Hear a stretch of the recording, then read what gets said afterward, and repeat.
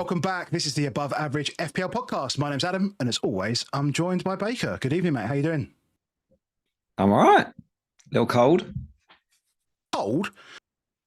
who are you talking to here? A little old. Actually, I'm a little old. Oh, a little old. Yeah, that's more like it. I am a little old. 47 years of age now, mate. Yeah, happy birthday to you. 47 years of age. Old man. Looking good for it, though. Still, and you're feeling better this year. Than... Oh, where's my merch? It's on the other side, mate. It's on the other side. That's, they're old and I can't work the technology. That's when you know. You just have to hold the one where it is. Like, that's easier. Teaching the old man how to use the stuff. Well, I've got a milestone of my own coming up. Next not month. long now. Next month, I'm in the last 30 days of my 30s. Two men in their 40s chatting about. I'm not there yet. This stupid old game. Did you know that the word, we manage our teams. Do you know the word that manage actually comes from the word man and age? And Thanks. By playing it, you're literally aging men. Thanks, Liam. Cheers for that.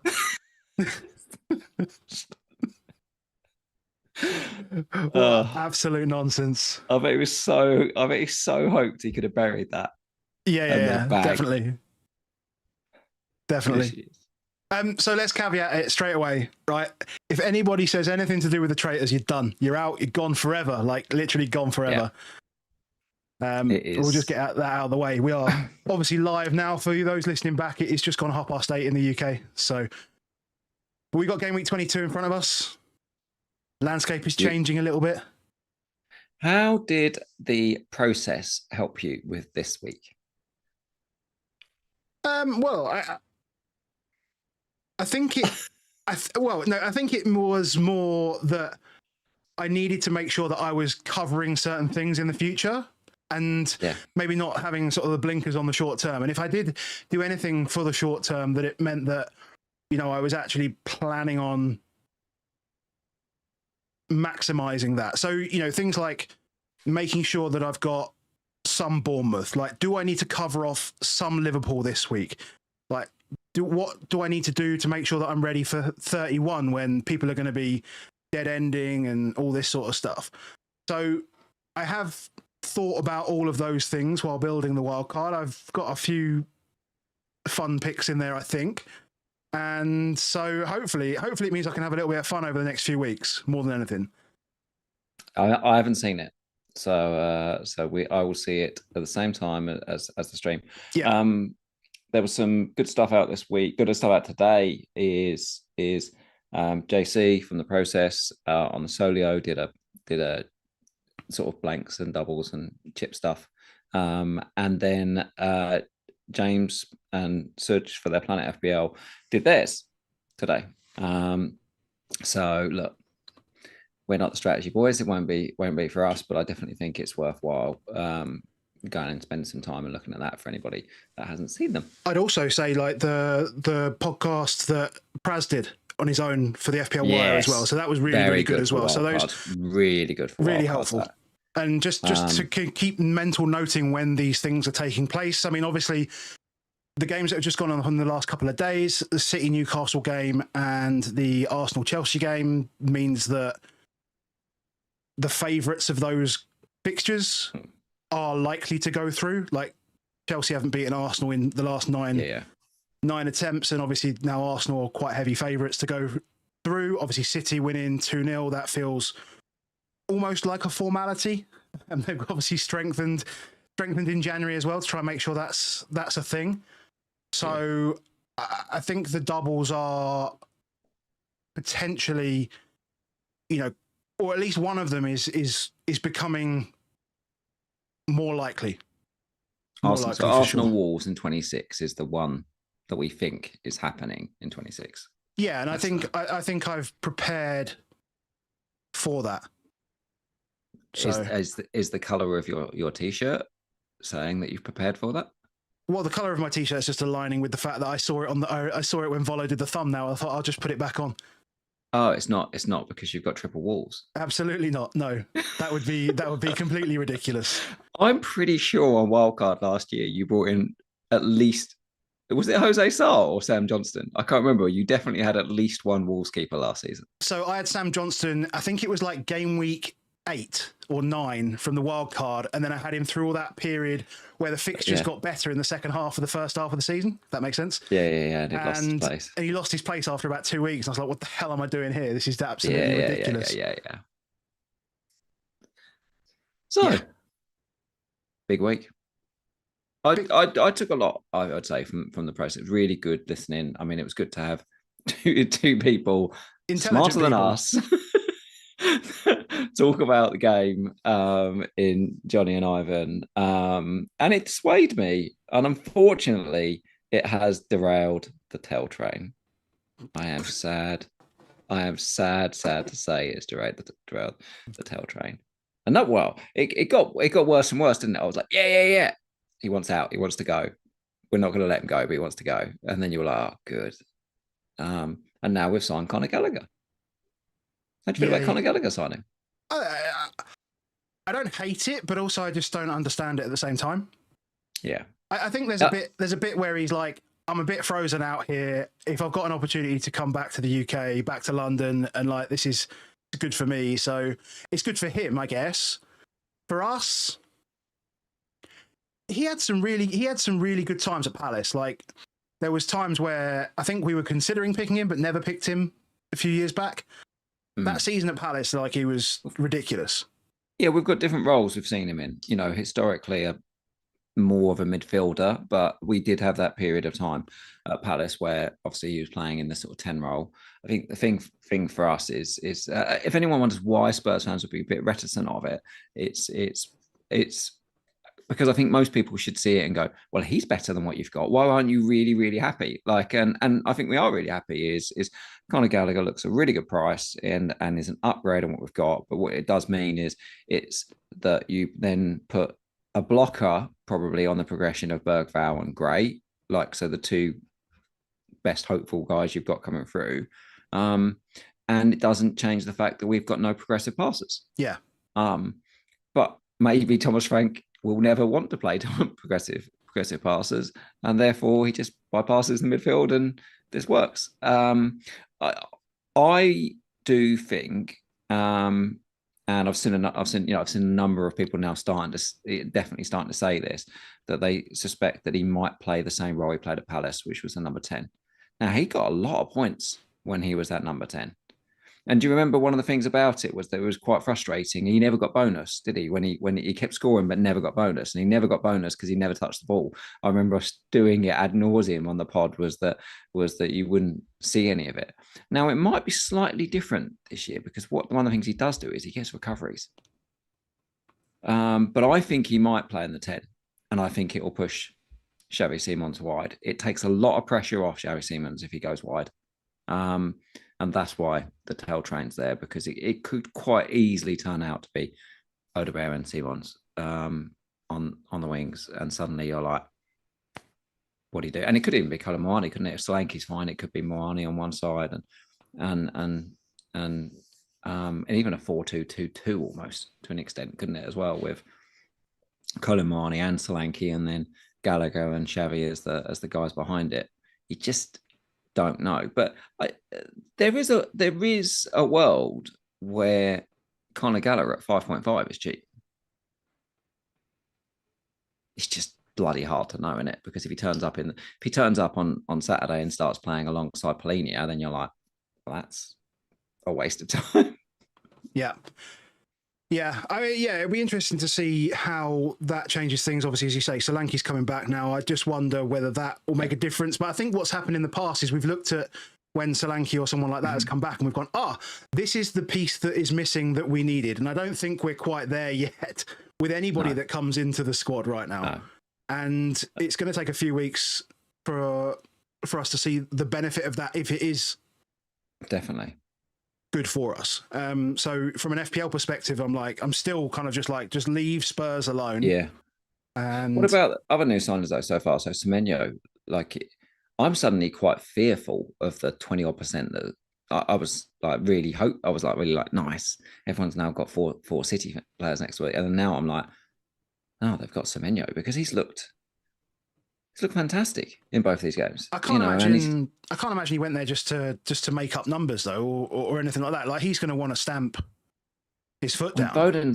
When someone like Foden, who we all own, starts talking about the fact that Semenyo likes to get in behind, you're like, oh crap, I've got the wrong guy. So fair play for anyone that held him, because I think I've changed my mind a lot from thinking that he's an immediate sell. Look, that might change on Saturday morning. Is who knows? Does he play? Does he start Saturday morning? I think we'll probably get a leak that tells us. But Semenyo's looking really good. We've got comments from Pep that Haaland is exhausted, despite the fact that he played him for a half against Exeter. Yeah. Yeah, that would be the game that you wouldn't play him. That's odd. Surely. So there's a lot going on. We're the 15th of January, so we've got 2 more weeks of this window. And I've got to play my wild card now. Well, I already played it. I mean, what I will say is I completely regret playing the wild card. I think that's reasonable to say. I think if I look at my squad, so I think. So I've built a few teams up, and I was like, this looks nice, this looks nice, this looks nice. And then I started to build some teams up in Solio, just wanted to push it all through, see what that looked like. And then I was like, oh, I wonder what my current expected points or projected points are going to be on my team as it stands. And every single wildcard draft I made this week, fewer points. It's really dangerous, though, that you suddenly move into a world of, Christ, I think I've made a mistake. So now what I'm going to try and do is damage limitation it this way. Because then what happens is you're then also in a thing where, yes, you've offset some points this week, but you're then back in the position which is why you wildcarded, which is that you didn't really want these Liverpool guys. There were loads of other people that you didn't want and do those things. So I think you just have to put this week aside and be thinking, how am I now going to play the game? We all do so many stupid things. Like every season I get to the end of it and think, I've made like at least 20 decisions in a season where I think they were bad decisions, and they're costly, a load of them. It's just that's why we're not FPL experts.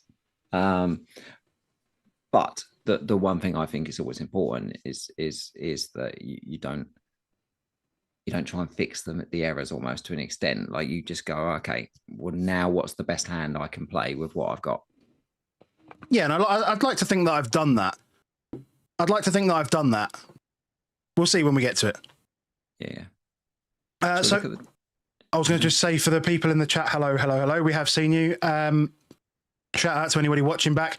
The best thing that you can do if you do enjoy the content is to make sure you drop a like on the video.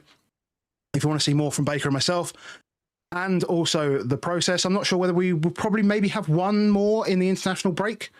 Oh yeah, it's a 3-week window, which is three weeks. Oh god, we're going to think of stuff to do. Some stuff. I mean, we need some stuff. We've been trying to work something out that we can get Mr. McKenzie back on and stuff. I feel almost rude of it because he can come to us and said, "Oh, I've got a bit of time," and I was like, "Oh, it's hard for us to get time over over the Christmas period." But we definitely need to try and get John back on, and probably many other things, and whoever the exciting teams are. Yeah, exactly. And if you do want to join us over on Patreon, you can do so. It's patreon.com/above-average-FPL. Game's still going on. As always, I mention it every single week. People in the chat, if there are patrons in the chat, if you want to just let people know what it's like. Be honest. Just tell people what it's like. If you enjoy it, great. If you don't, tell them. I mean, I assume you like it because you're still there. As I say, lots of games, lots of banter, good fun, fitness channel, TV chat, all this sort of stuff. We keep ourselves busy. It's 24/7. We've got people from Australia and the US and, Europe and India and Germany and all sorts of places. So it is a good fun place to be in. Patreon.com/above average FPL. The QR code is on the screen for those that like to enjoy it on the TV, which I still find bizarre. But if you do, if you do like to enjoy it on the TV, the QR code is there. Just grab your phone, scan that, and it will take you there. Shout out, as always, to Crypto Block Dan Hybel.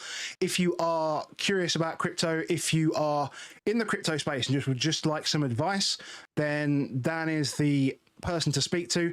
He's also an FPL expert. He is absolutely smashing it this season. If you want to spend some time with Dan having a chat, head over to hubble.social/Dan Hybel, and he will have all the answers that you need, hopefully. But he'll definitely have some good advice for you, that's for sure. So shout out to Dan. It's cool on the Thursday. When we're doing the Thursday pod, we've got a greeting from Houston from Ad. Like we've got somebody said hi morning, which I'm assuming is Australia. I saw Trigger was in there, so he's in New Zealand. Like worldwide, baby. Worldwide, baby. Yeah.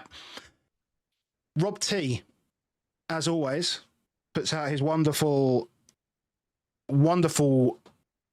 game week analysis, essentially, or game week projections. Yeah. And I sold my 2 Liverpool guys.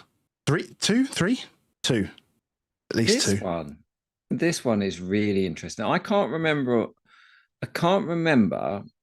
one where it's quite like this in terms of some of the percents, because we've only got the one team over 2. Everyone knows that's the first thing we look at. Who's over 2 is 2.5. But we've also got 7 others in the blue. So 7 opportunities in terms of, like, these are over 1.7 in Villa, Arsenal, City, Chelsea, Tottenham, Newcastle, Brighton. Now, not a lot of people have got Brighton or Chelsea guys. Brighton or Tottenham guys. So, and can leave those alone. And we can leave those alone to an extent. But people that have got Newcastle assets, I've been seeing people a bit thinking, should I sell my Newcastle assets this week? I think this is just you can't sell them, can you? It's just a week where you roll them out. Yeah, if you've got Gordon, you've got Chow, like 32% chance for clean. Bruno I know that they don't.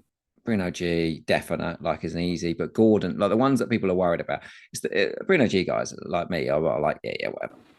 Who knows? He'll just score from the halfway line, just does what he does. But those with Gordon, who's the penalty taker, are like, well, Murphy's now injured, so it's only really Alanga, and he definitely doesn't fancy Alanga, does he?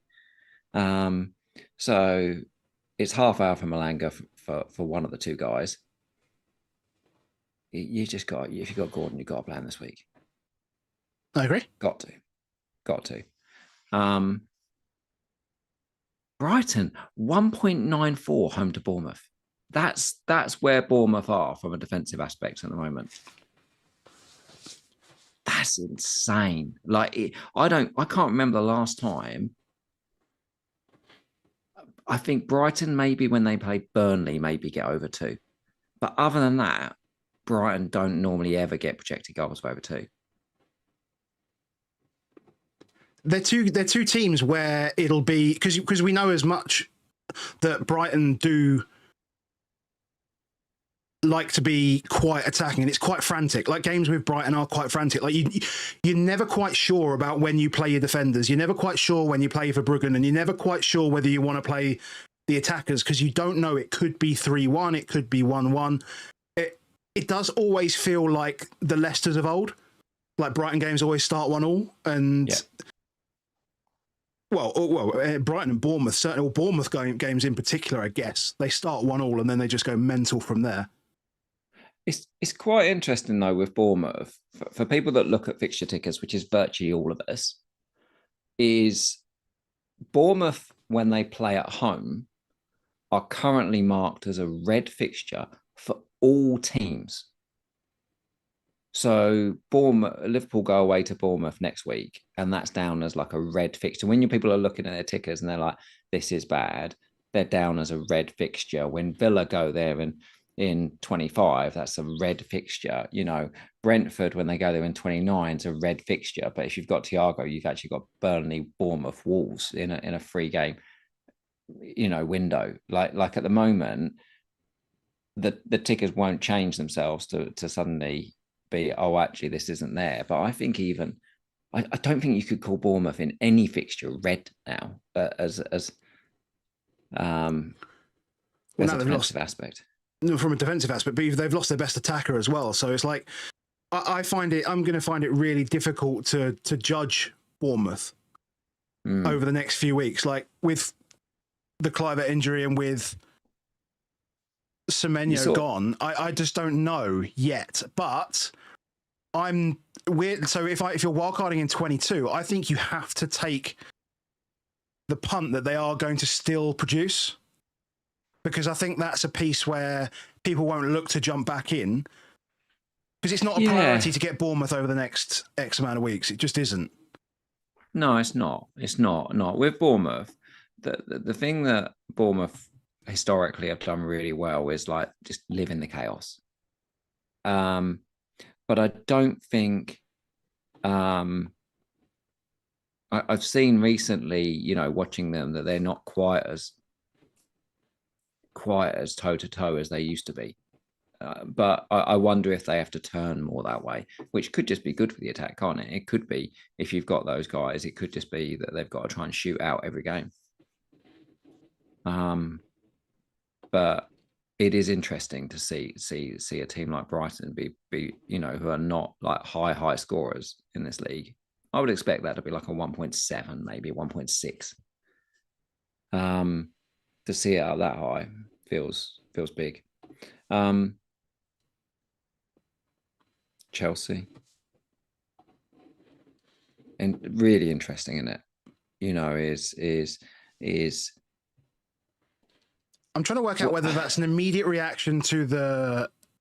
Well, it feels like it's a bit of legacy and a bit of a reaction to the Rosenior coming in. I mean, I'm not 100% on it either,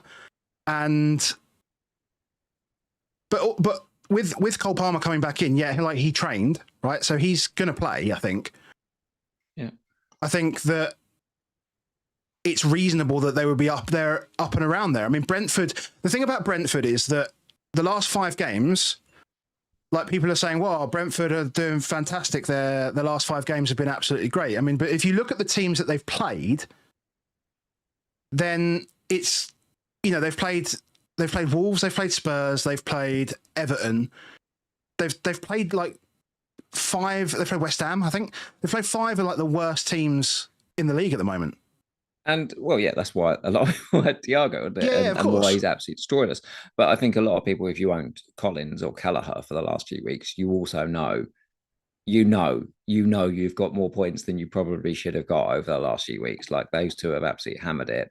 But if you've been watching some of the cleans that they've got, they shouldn't have. Enzo Lafay chips a penalty. Yeah, there's been plenty of examples where it should have been slightly different. So I think it's a good fixture for Chelsea. It's very, I still find it, watching them, I was watching them very keenly Wednesday night, and it's hard. They've got a lot of guys that can put the ball in the net. Garnacho comes on, scores 2 goals. Neto can always score. Like he's then you've got João Pedro. Delap's got illness. There's illness in the camp. It's spreading. They're almost talking about this illness in the camp, and it's spreading. But does the lap come in? Does Guiu start up front? I don't know. Like, do I put Guiu higher on my bench this week? But and then you've got Palmer, and then you've got Enzo, and then you've got all the defenders that can score too. It is still, I think, quite difficult. Watching my takeaways from watching Enzo Wednesday night were exactly what I'd expect them to be.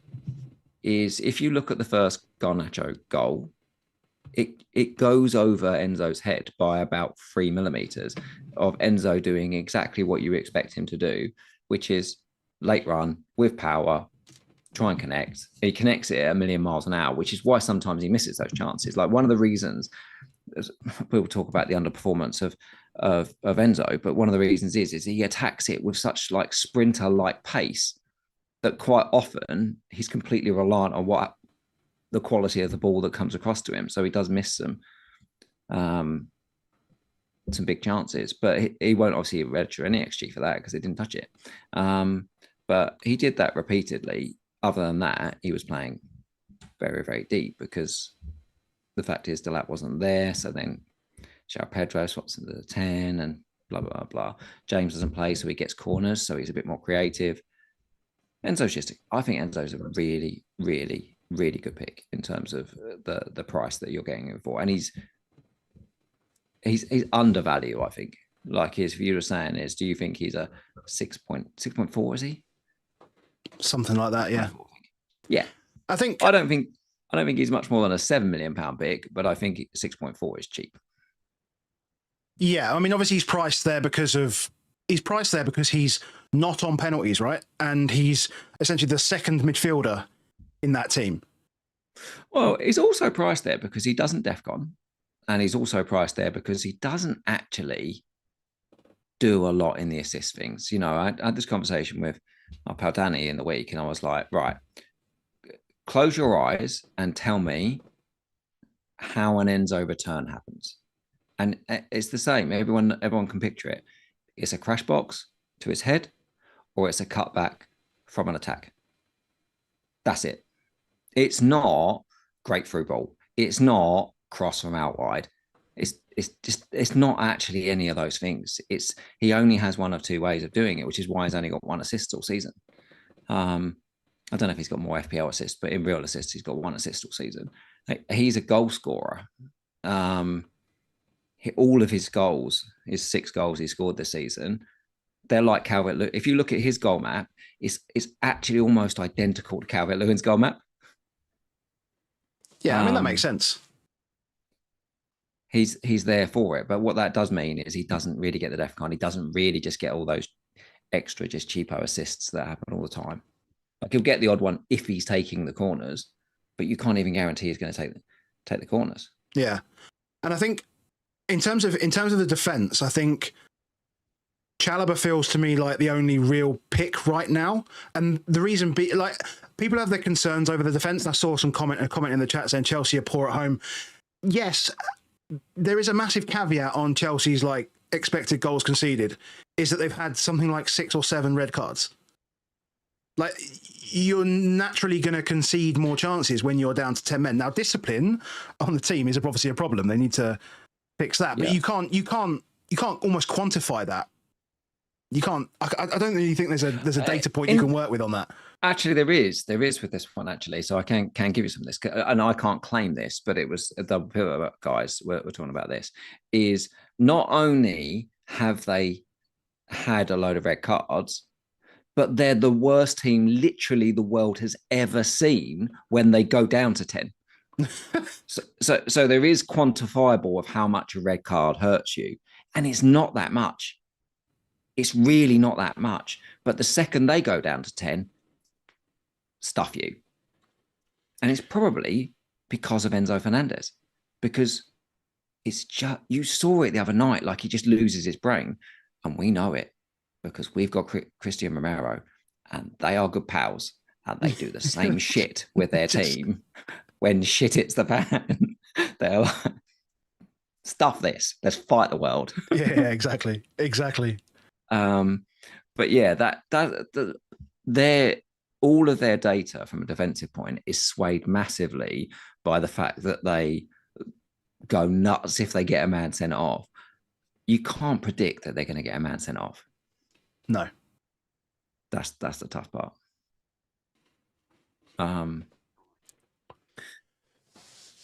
Could pick Enzo. I don't think anybody. I think people happily pick Enzo this week. Chalobah, I don't think you go. I think Wildcard you can go on him, but I don't think anybody else should be going on him right now. I agree. Let me have him. Got to ask. What?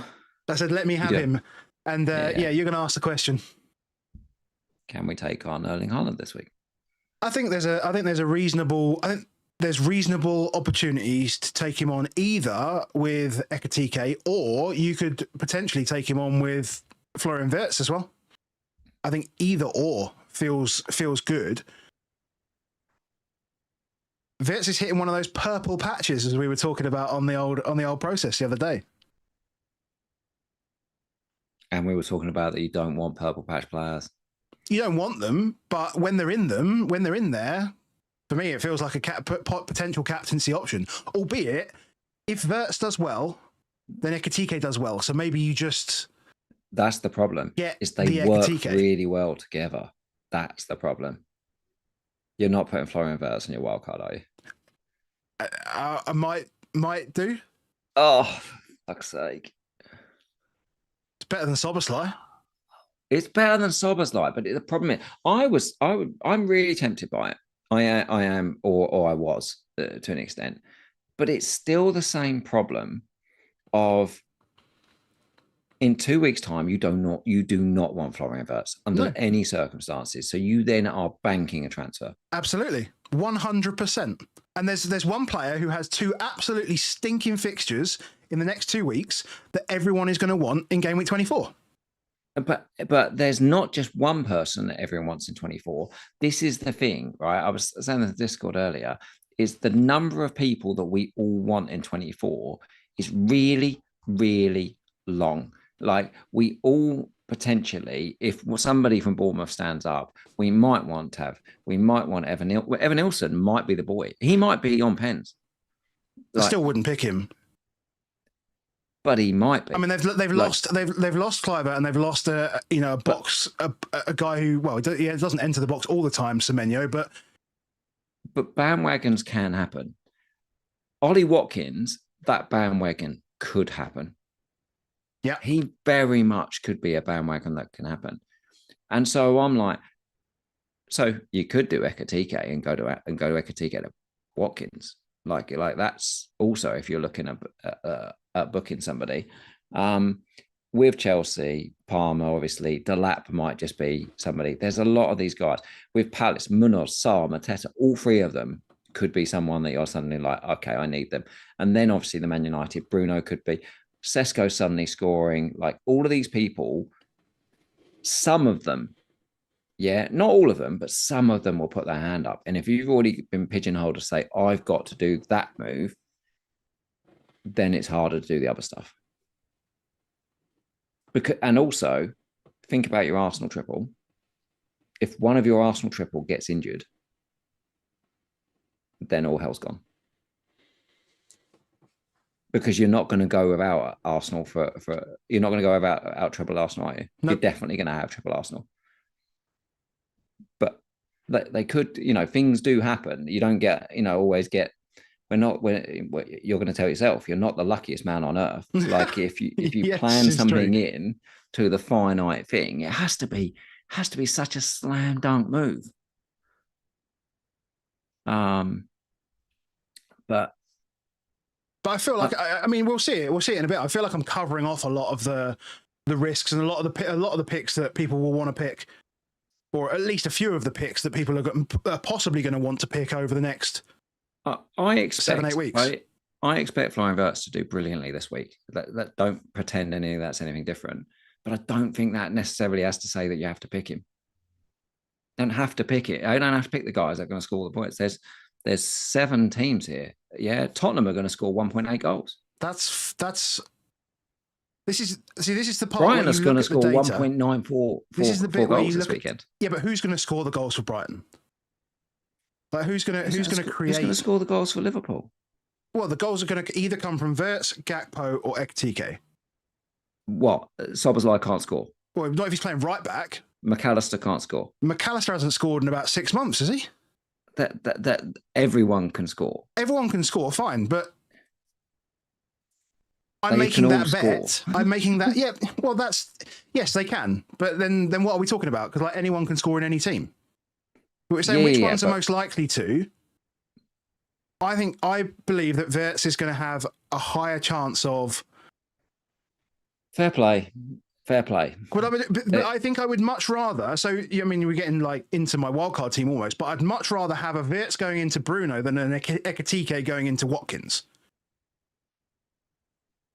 Because the Villa fixtures over the next 2 are better than the United fixtures over the next 2.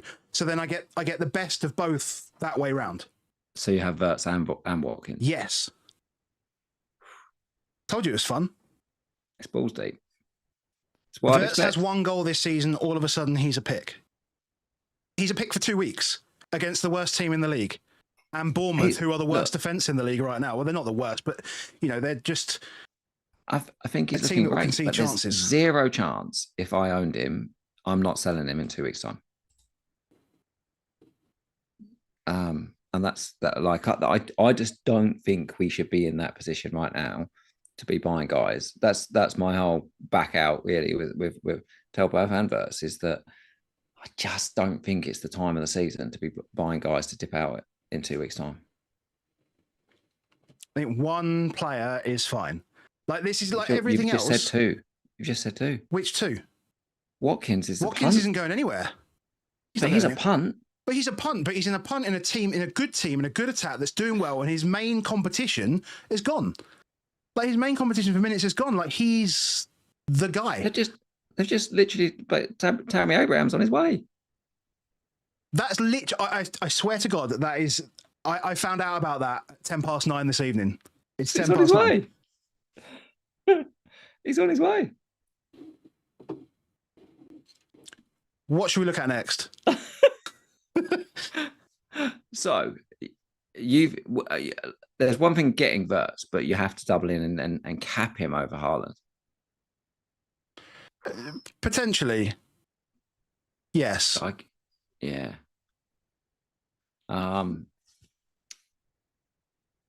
Ballsy. Potentially. Look, I don't think there's a lot good about captaining Haaland at the moment. We've got a tired guy. We've got Man United as with a new manager at home in the early kickoff. If there's a time to take on Haaland, it's now. I just look around this and go, for me, the best guy to take him on with is Ekitike. And I don't trust the minutes. That's the problem. That is the problem, I think, on Ekitike, is I maybe Slot can make me really confident tomorrow and say I'm definitely going to play him for 90 minutes. But is it Marseille away they got him on Wednesday night? I think it is. Is it? They're away. They're definitely away in France on Wednesday night. I'm sure it is Marseille. I shall have a quick. Yes, it is. Yeah, it is. This Haaland looks tired. I saw him playing golf out in Marbella. Yeah. Seems pretty chill to me. Like, has he not just had a week off as well? Like, that's the longest rest he's had all season. They played on. Oh, they played on Tuesday. Yeah. No, they didn't. Played on Tuesday night, mate. Man United have had a week's rest. Man United have a week's rest every week, mate. That's true. But yeah, for Ekitike, you look at that and you say, Marseille away is important. They need to get a win out of that game. Like, if they don't win that, they probably win their last game, but they probably need to win both their games to get that top eight place. They're on the cusp of it. And then they're away to Bournemouth next week, which we know is a red fixture because the fixture ticker that is. Not for attackers, it's not. And so, I just wouldn't. You're just not going to be surprised. And Ekitike is slightly different to Wirtz. Wirtz, if they made a substitution on Wirtz, it's probably because they're 4 or 5-0 up. If they make I think on Ekitike, they probably just have to make that decision on around 70 minutes. And so, regardless of anything, you're still taking on 70 minutes. And it's just hard not to see 90 minutes of Haaland when he's away at Man United. So, I get it that you probably could be more ballsy on Wirtz than you could be on Ekitike. But it just feels weird taking on Haaland with Florian Wirtz with 1 goal season. Yeah, that is tough, but they haven't played Burnley at home yet. Like, this is the fixture, right? This is the fixture. If it's going to happen, it happens here. Yeah.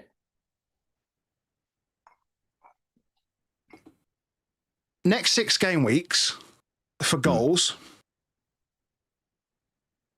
I have only 1 Man City attacker. Yeah. They're projected 13 goals in the next 6 weeks. I have Enzo Fernandez, 12.1 for the next 6 weeks. And I have double Arsenal defence for the team that's third there. So I'm not really picking up much in the attacking threat, which does feel like a bit of a concern. It's quite the step off. It's quite the step off from that for top 4 down and to the 5th place as well in this. Like, there's Very not much really so. Once you get down from like Palace, down to say Brentford and so forth, it's not big numbers, but that sort of like 2-goal gap from Liverpool to Newcastle feels big, albeit Newcastle's is still big for the next 4, really. Like it's only 26 where it starts to dwindle off, and it's only really 27 that makes a big difference for them. Like I say, Brighton are bloody interesting for the next 4. That's big numbers. Matoma's back. Still no picks. He's not a pick. He's back. So what? But you wouldn't pick. Would you pick Mitoma over? Would you pick him over like Jorginho, or would you pick him over? Well, you definitely pick him over Minter. Big over Minter, yeah, because Minter seems to have a dead leg of some kind. But if Mitoma versus Tav there's some question. There's some question. I said there might be an opportunity to get back into Pascal Gross. And I did this. Yeah, I know. And then suggested Matisse Tell. Like it was a normal thing. Wow. I still back Matisse Tell to outscore Gross over the next 2 game weeks. But it's I find it the hardest thing in the game is picking picks for Brighton. Yeah, because is it like Welbeck or is it Diego Gomez or what do you do? You have got 8 teams there though, which don't like have any standout fixtures, and then you add in Tottenham and Forest, and it does feel like, and you don't really want Palace attack now. You're looking at that further on. Everyone's picks are going to come from the top half. We always do slightly neglect the fact of how reliant some teams are on some players. So Brentford at 6.9. I feel slightly easier not owning Thiago going forward. But do I suddenly expect him to get none of that 6.9 goals they score in the next 6? No, I still would I be surprised if he still scored 5 in that? He could do. We're still going to be very, very scared of Igor Thiago over the next 6 games. But hey, if you've been taking him on when he had the fixtures he had, you've got to take him on now. Yeah. It's not. Yeah, I mean, I'm exactly the same. I think that's how it has to be. I think similar. Like, do you have to take on Harry Wilson? Again, I feel like it's fine to take on Harry Wilson. Like Fulham are unpredictable. Like I find it difficult to work out when and where the goals are going to come from. Like if I was more confident, then I think as a cheap option like Raul would be an option, but he's just not a pick. I don't think he's not a pick, but I still think in his price bracket, like I say, I would be tempted to say go Jimenez over a Calvert-Lewin, but do you want him at all? Is the question. And I think that's the really difficult thing for you on Wildcard. And that's why obviously you've gone Watkins, because actually when you look at it, you're like, who is my second striker? Who is my second striker here? And I didn't want it initially to be Krupi. Like I didn't want that restriction. Now, look, if Watkins. Thing is, Watkins has a good fixture in 31, so it's kind of like it's really good to have Villa players out that far, and have sort of thought that you're going to keep them all the way until then, because they do have a great fixture, and obviously they don't blank, which is helpful.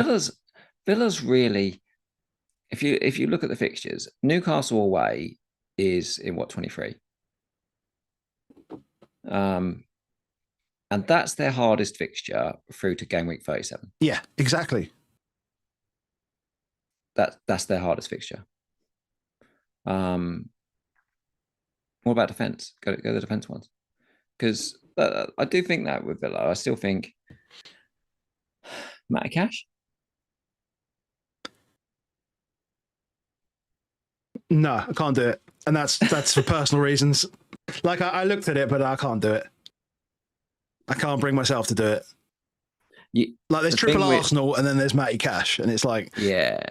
The thing with Cash is obviously he's not a big DEFCON boy, and it's specific games, and you're like, I almost want with my cheap defenders to be able to say I just roll them out if I need to.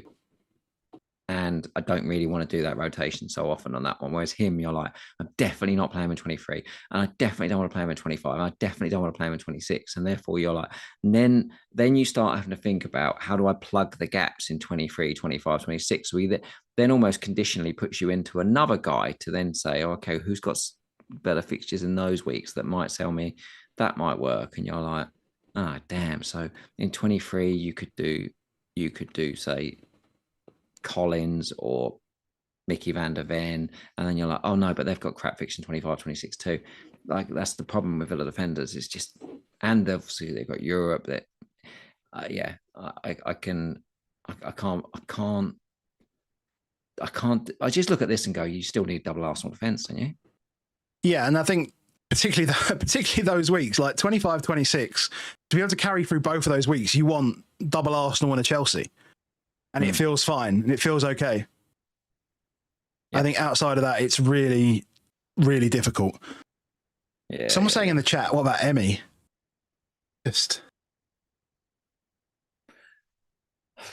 I haven't thought about Emmy, to be honest. Mukiele's still interesting, I think, for the cheap guys, because you've got... He's not that cheap, though. Like, he's 4.4. Yeah, but he's worth 4.4, I think, out there right now. And you look at that game week 26 and you're like, that's just fantastic. But then there's other guys that are good in 26, but he is pretty much a standout. But as soon as you go to Arsenal defenders, isn't it? It's like, who's the third person? And if you get two Arsenal and a Chelsea, then you're like, well, I'm just playing them every week. Then you might as well go cheapish with the other two, which Mukiele then is 4.4. Maybe that does work. Yeah. Alderete's 4.1. Ballard's 4.6. Like, they're all interesting, and they all have. But maybe the capability of smashing. Rather than looking at it slightly differently, maybe it's the case of if you go back to the goals one again a sec, and said, is there a team that actually their drop down in terms of attacking is that was it 24? I think it was. Mukiele was at the big jump in 24, wasn't it, on the defense? Yeah, Burnley at home. So therefore, like if you've got a Newcastle guy, for example, so for me, like if I had Bruno, I might be tempted to say, and I might be tempted to do that in 24 still. I might be tempted to go, I'm not going to sell Bruno like I thought I was going to do. I'll roll him back out in 25, but I might buy Mukiele in 24. It might be that more that I think if you've got Chelsea and Arsenal guys, is you start to plot those other two defenders around, where's my baddies? So Tav, do you really want to play him in 23? Do you want to play him in 26? Like, is there somebody that then suddenly means, okay, I'm okay to let him bench on that one because I've got some guys with some good defensive play odds in that one. Go my fourth defender. Yeah, I'm still not sure. I'm still not fully locked in on my fourth defender, fifth midfielder. That's kind of where I'm a little bit sticky at the moment because, as you say, like you look at this and it is really like 2 Arsenal and a Chelsea on terms of the cleans, and you go, well, I don't really need anything else. So do I just muddle through and just get the cheapest guys possible? Alderete is obviously one of the cheaper ones, and you know I could just. This is why again I look back and I'm like, Goodmanson, I had him 3.8 million. What are you doing? Pete, FPL team said about Ronaldo. Obviously, he's back from AFCON now, so 3.8. That's plug and play. I'm also, I suppose. I mean, I'm still, maybe. That feels good to me. That feels good to me. But I wouldn't also, for that fourth defender, if you're not sure and you've got good guys, then the other option is play the longer ones. Start looking at the windows 27 to 30 and onwards, you know, outside of these ones, and say, where does it get better? Because I think, for example, Anderson, I've got a feeling that Anderson from like 25 onwards, suddenly he'll be the guy that if you were on 24, your stash for a 4.5 probably goes back to being Anderson again. And actually looking at that, so that was one thing that I found when I got to 31 with the team that I have, is that actually I just got too many players blanking, and I'm not sure whether I want a free hit in that week. And so, because I actually put a Palace defender in there as well, so which you'll see. But if I have the Palace defender, it's like, well, do I play him over the fifth midfielder that I have? And then what do I do in 31? Because it's just... Do I just then forego that and get Anderson, save over $500,000, and then upgrade fifth midfielder to something a little bit more fun? I don't know. Well, should we do our teams? Do your team, mate. Go for it. I'm pretty simple.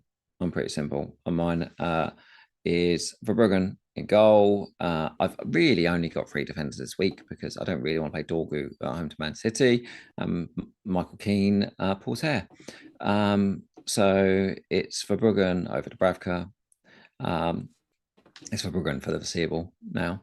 Then it's Timber, Richards, and Gabriel for the back. Bruno G, Saka, Foden, Wilson, as many people have probably guessed from the thumbnail, and Rodgers has come in for Cunha. You look fantastic, by the way, mate. On the thumbnail. Look fantastic. Look like Chris Wood Burnley. That's what I look like. Ekati and Haaland up top. Rodgers was my Cunha guy in the end. I think Rodgers is expensive. It's expensive. Like you know, when you feel like I'm paying over the odds for this guy here, I think of Rodgers like about a 7.2. If he was 7.2, I think, good value, 7.2. I think it's 7.6. I bought him last night, 7.7 now. He's a lot of money, you know, for a guy that is, we assume not on pens, doesn't take any corners, doesn't get, you know, averages 5 DEFCON. So he's never going to get DEFCON. Like it's a never, ever, ever happening, get a DEFCON. So you need him to return, and he gets booked. So he's going, you know, we just saw those clean sheet odds. He's going to get you some 1-pointers and 2-pointers. But for me, with him, the same reason I picked him game week 1, which didn't work out very well, is that his projections in terms of goals and assists, most weeks, if you look at it on the bookies odds, he's odds on to do something. And you know, I think it was 4 to 5 score or assist this weekend. I just think he's a really steady pick, and I can roll him out. Like I say, his worst fixture up until 37 is week after next. I think I've got, and for me, because I've got Wilson and Bruno G, is both those guys, their fixtures get worse in 2 weeks. So I can't take the short-term punt, sadly, for somebody that's got a good fixture in 2 weeks, because then I've got 3 guys whose fixtures get worse in 2 weeks, and then it just puts me behind. So you discount, I mean, obviously then this discounts any kind of wildcard 24. Like you're trying to push it back as far as possible, or this is a full executive decision, no wildcard 24. Yeah, like not even a consideration for me. I'd have to get a lot of injuries for it to suddenly be. in that situation. So yeah, I am full on abandoned. That's is because that's the thing. It's either you lean into it, isn't it? So it's a Matthias Tell, a flying Wirtz for me is almost like I'm definitely wildcard in 24. But because I've got obviously two defenders that are problems. Keane and Dorgu are definitely problems. Like you wouldn't want those as your fourth and fifth defender in a million years. So therefore, I've got to have lots of solid other guys where I'm like, okay, I can move them if I want to. I've got enough money that I could do. I could do even Keane to Chalobah right now. But I just don't want to use the transfers. I mean, I don't think you'd play him this week anyway, would you? Like, that seems like a complete waste. Chalobah home to Brentford over Richards at Sunderland. I'd probably play Chalobah. Okay. I'd probably play Chalobah there.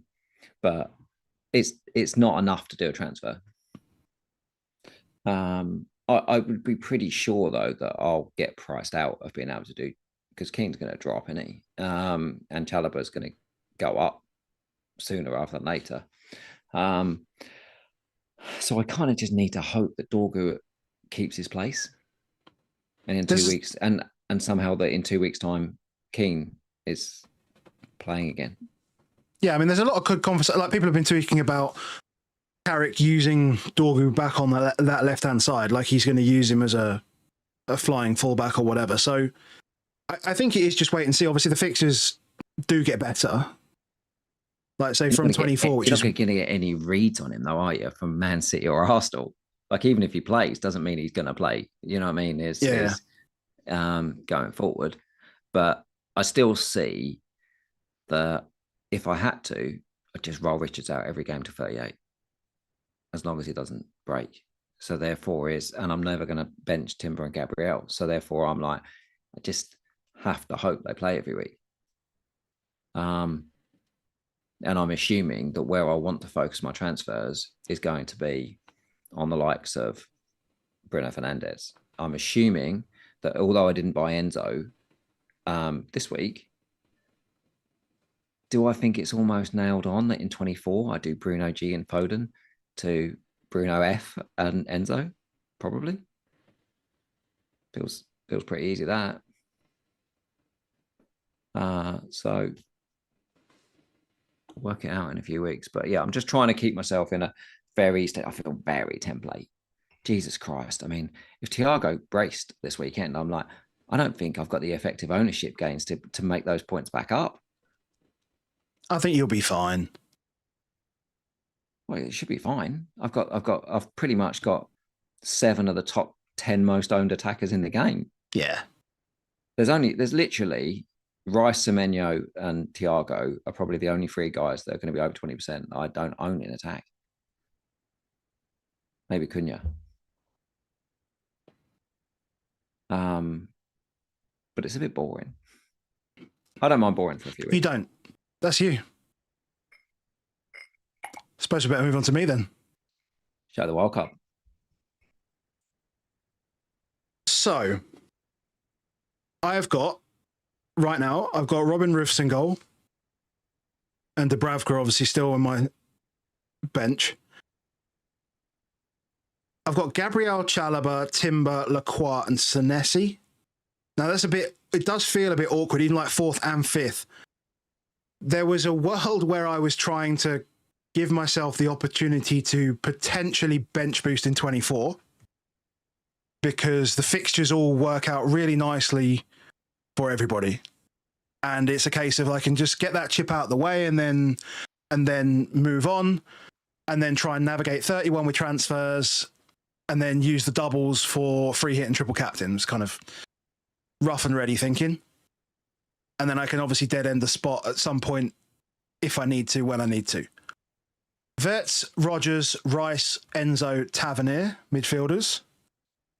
Wirtz with a plan to move to Bruno in 24. I've got 1.1 million in the bank to make sure that happens. And then Haaland and Watkins up top. Boom, boys. Big up top. Big up top, baby. And for me, having Villa, like the Villa thing around the fixtures is one of the key reasons why I would like to have them. And I don't feel like there's any concerns over these guys. I feel like you can just stick them in and they'll just tick away and they'll do what they do over the next. Like if they want to seriously be involved in a title race, then they need to win games and they need to win games well. If they drop away and drop like a stone, I've got one of the most expensive attackers in the game that I can drop to whoever I need to. Like it is just possible that I could go Watkins to Calvert-Lewin and then just do whatever I need to do in midfield. Because I'll just be able to go Watkins to Calvert-Lewin, Tavernier to... don't know. I mean, Watkins to Krupi, Tavernier to Palmer probably works. Yeah.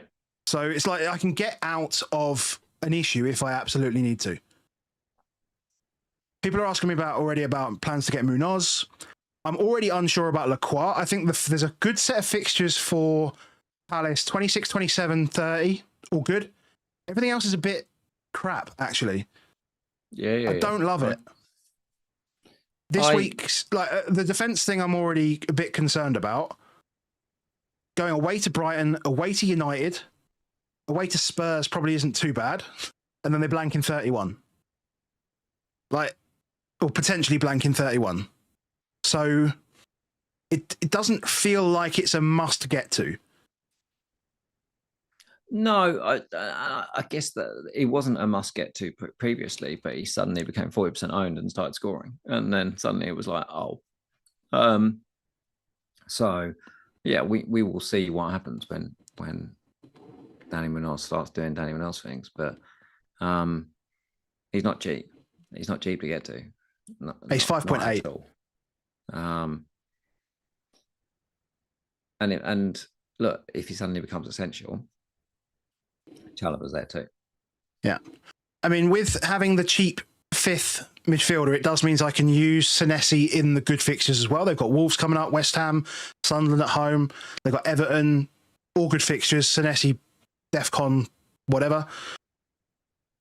So there's all ways that these guys can all score points. And I feel like pretty comfortable with all of them. Like, yes, an injury changes things, of course, but like injuries will change any team that you put together ever. That's just the way it is. So, how many transfers have you got next week? I've got 2 next week. Okay. The plan is obviously not to make one next week. I'll have 3 in 24, not make one in 25, and like have 4 in 26. Is kind of. I've got the transfers if I need to use them, but I'm not planning on wanting to use them. And then there's a question here already, like Bruno surely has to be in, not for the next 2 weeks, because Wirtz has Burnley and then he has Bournemouth away. And there's money in the bank to go Wirtz to Bruno Fernandes. Yeah. That just happens.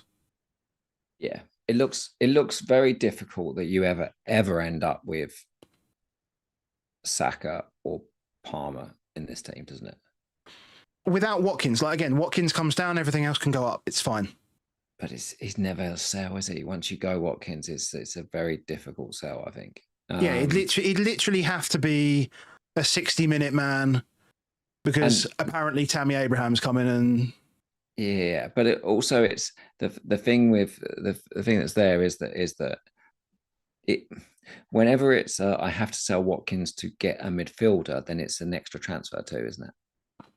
Yeah, and there's also there's some questions about why have I got Dubravka and not Sarr. It's money more than anything, and I don't think there's enough in the 26 potential double for Wolves that I'm really going to be too fussed, because I'd expect Arsenal to put 4 or 5 past them, and then Forest maybe a clean, maybe not, and in 26 Dubravka's got Palace.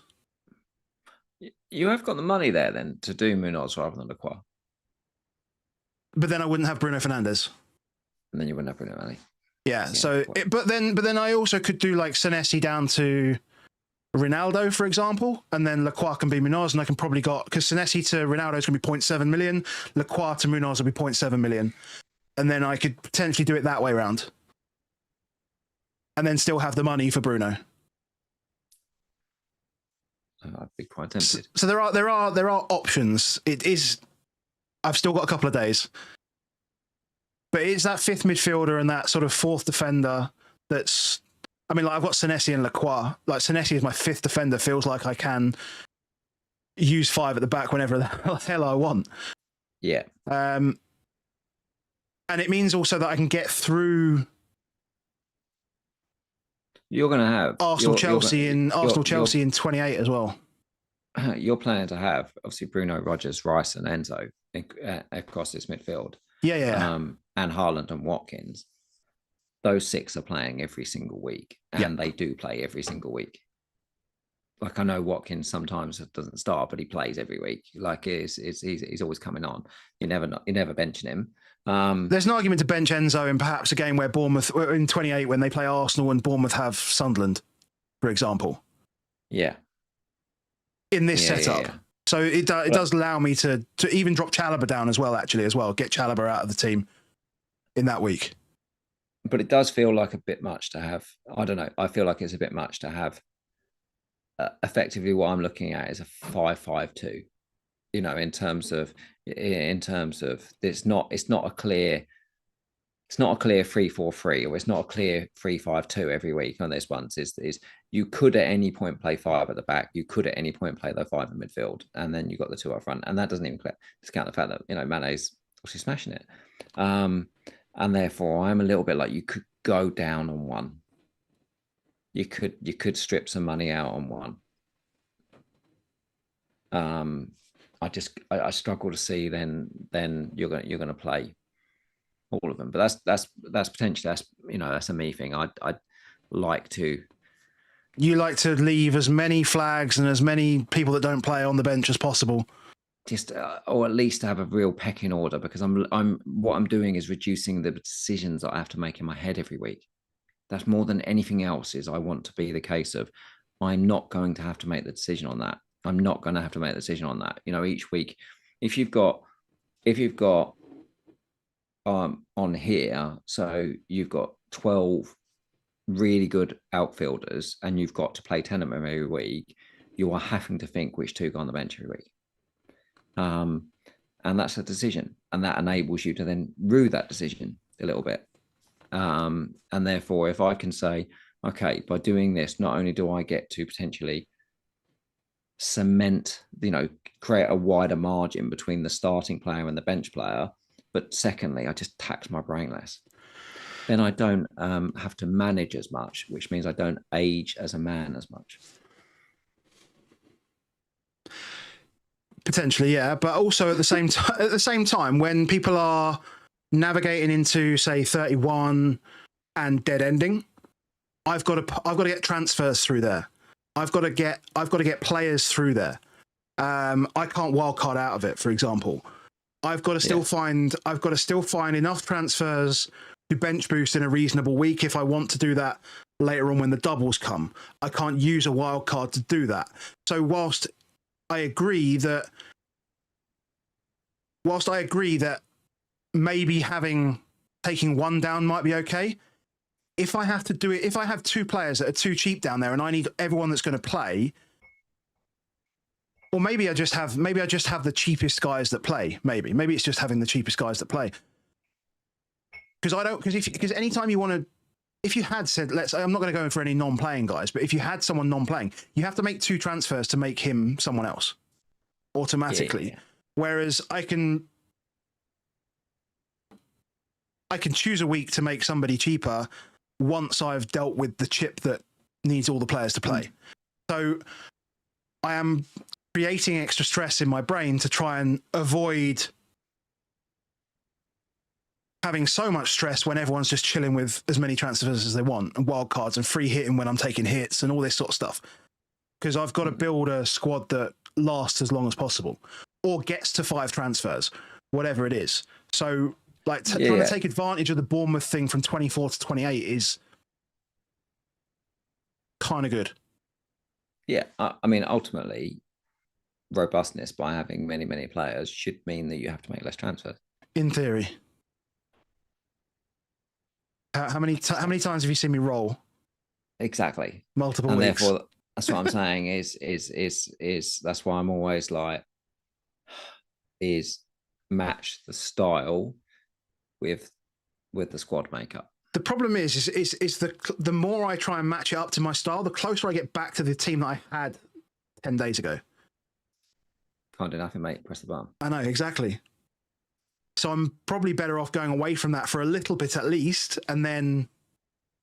But I'm still putting in a couple of interesting, fun picks in there. Like Watkins is a fun pick. Wirtz is a fun pick. Outside of that, it's not much. There's not much else. Like Tavernier's a fun pick that people won't be going to generally.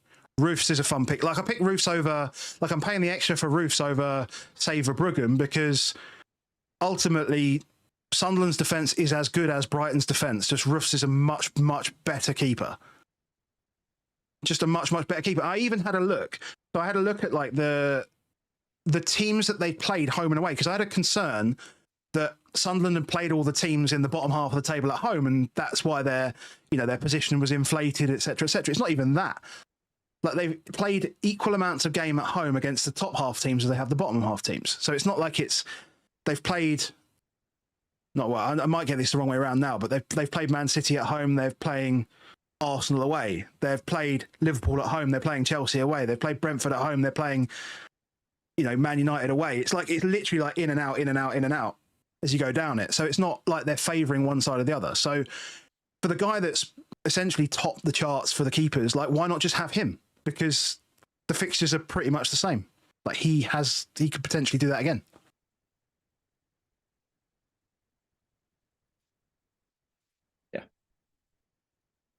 Yeah, I mean, Verbruggen and Rose have only they're actually the biggest overperformers really in the league, along with Henderson. Is actually Rose and Verbruggen. Well, if you have Dubravka and Verbruggen like me, you have the most conceded XG and the fourth most conceded XG. If you have Dubravka and Rose, you have the most conceded XG and the third most conceded XG. So you have the worst defense in the league keeper, and you have the third worst. You can't bring this to the conversation when I've just when for the last 18 weeks you've told me that having the keeper with the best defense is the worst idea. You cannot bring this to the table. It's not. No. I'm just saying is both Rose and Verbruggen have been pretty lucky. Even Dubravka's been pretty lucky, like in terms of overperformance. We just have to hope that they're really good keepers. But we know, yes, and I'm backing that Roofs is a good keeper because it's not just this year's data that I'm using to sort of justify that. Even when he's playing in a better team in a worse league, the data's the same. Like his post-shot XG over performance it's still good. Yeah. And at worst, he gets save points. He gets a lot of saves, like a lot of saves. Well, he does because they concede a lot of XG. Yeah, exactly. And the middling guy, look, I'm making out that they're absolutely terrible. Look, there's 4 XG between them and like fifth in it. That it's not huge numbers. I think anybody who's got Verbruggen like me, or anybody that's got Rose like you, do you expect him to do in the second half of the season what he did in the first half of the season? I think that's pipe dreams. Like it's just not happening. Like Sunderland are not finishing 24 over their XG conceded. That's not happening. It's a small enough sample size that it could happen. It's not happening, mate. It's not happening. Maybe their defense just gets better. It's not happening. But what you're ultimately saying is like I don't think they'll finish 9th. I think they're going to finish like 15th. Yeah. And I think that they'll have some times where they're not as fortunate as they have been with the finishing that's happened against them. But they will still. What you do know with Bruce is that if they hold, he has a very, very strong chance of being in the bonus. That's why it's a good pick. So all I want is save points and bonus. I don't care about clean sheets anymore. You do though. Of course I do, because he doesn't get bonus unless he keeps a clean sheet. So you do. How set are you? How set am I? Like the week at work's been pretty frantic, so I'm not completely set. I'm pretty comfortable with probably 8 or 9 of them. That's quite set for me. Have you shared it with anyone? I started to share it with Discord earlier on today. Have you shared it with Harry? Harry? No. Have you shared it with Press? No. They don't play the game they don't play the game the way I play the game. But they might offer you something. I will send it to them and see, what do you think? That they don't play the game like I play it, but I'd still share it with them. Fair enough. Fair enough. Because they're good friends and they're good people and they're bloody good at this game. So I want to share it with them. Yeah, that's me. I'm much more open to say, please rip it apart, because it might make me think differently. Good luck. Thank you very much. Good luck to anybody else who's on Wildcard, which is absolutely no one, or a few of us, but not many. So good luck. And for anyone not on Wildcard, see you tomorrow. See you tomorrow, mate.